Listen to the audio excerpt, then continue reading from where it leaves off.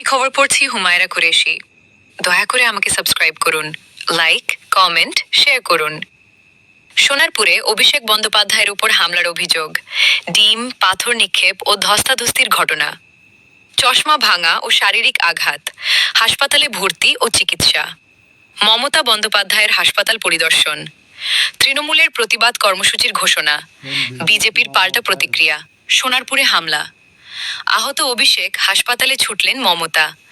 বড় রাজনৈতিক উত্তেজনা। সোনারপুরে বিক্ষোভের মুখে আহত অভিষেক বন্দ্যোপাধ্যায়, হাসপাতালে দেখতে পৌঁছলেন মমতা বন্দ্যোপাধ্যায়। সংক্ষিপ্ত খবর। সোনারপুরে এক কর্মসূচিতে গিয়ে বিক্ষোভের মুখে পড়েন অভিষেক ব্যানার্জি। অভিযোগ, তার দিকে জুতো ও বিভিন্ন বস্তু ছোড়া হয় এবং ধস্তাধস্তির পরিস্থিতি তৈরি হয়। ঘটনায় তার চোখ সহ শরীরের একাধিক স্থানে আঘাত লাগে বলে জানা যায়। এরপর তাকে বাইপাস সংলগ্ন একটি বেসরকারি হাসপাতালে নিয়ে যাওয়া হয়। হাসপাতালে তার শারীরিক পরীক্ষা নিরীক্ষা এবং বিশেষ করে চোখের চিকিৎসা করা হয়। গুরুতর আঘাতের আশঙ্কায় চিকিৎসকেরা পর্যবেক্ষণে রাখেন। আহতের খবর পেয়ে হাসপাতালে পৌঁছান মমতা ব্যানার্জি। তার সঙ্গে অভিষেকের মাও উপস্থিত ছিলেন।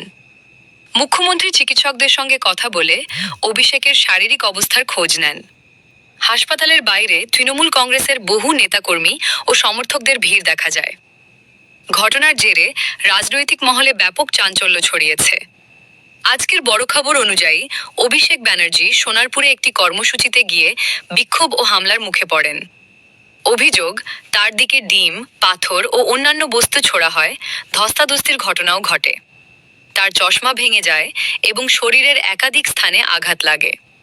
ঘটনার পর তাকে কলকাতার একটি বেসরকারি হাসপাতালে নিয়ে যাওয়া হয়। চিকিৎসকদের প্রাথমিক রিপোর্টে বলা হয়েছে, গুরুতর আঘাতের পরিবর্তে মূলত বুকে ও শরীরের কিছু অংশে আঘাতের চিহ্ন রয়েছে এবং তিনি সচেতন অবস্থায় ছিলেন। মমতা ব্যানার্জি হাসপাতালে গিয়ে তার শারীরিক অবস্থার খোঁজ নেন। পরে তিনি এই ঘটনার বিরুদ্ধে রাজ্য জুড়ে প্রতিবাদের ডাক দেন এবং হামলার জন্য বিজেপিকে দায়ী করেন।